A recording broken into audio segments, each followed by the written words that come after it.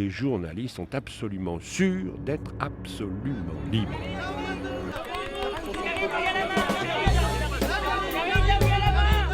Vous vous sentez libre ou pas? Totalement. Jamais de pression? Que des gens demandent des choses, on n'est jamais obligé de dire oui. Voilà. Et si on répond correctement, je pense que ça passe plutôt bien. Si j'avais pas le sentiment d'être libre, je ferais autre chose. Moi aujourd'hui, oui, je me sens libre quand je suis à France 5 et je fais mon émission d'économie et de consommation. Quand j'étais sur Immersion Totale, oui, je me sens libre de faire tel que je ressens le monde avec ma subjectivité. Ah mais très franchement et très honnêtement, libre à 100%. C'est pour ça que je continue à faire ce métier. C'est parce que j'adore le journalisme et j'adore la liberté. Oui, moi je me sens libre, bien sûr. 100%? Ah oui, bien sûr. Je ne me sens freiné que par les barrières que je pourrais mettre moi dans ma tête. C'est tout.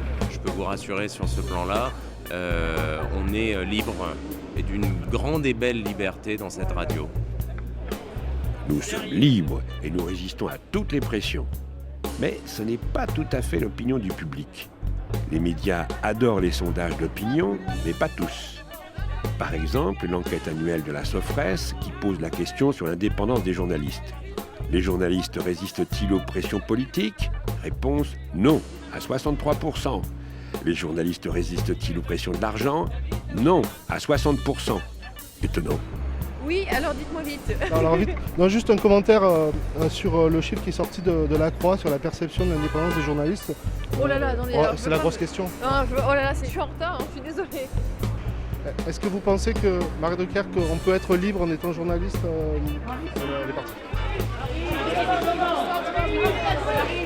Je vais vous faire commenter ça.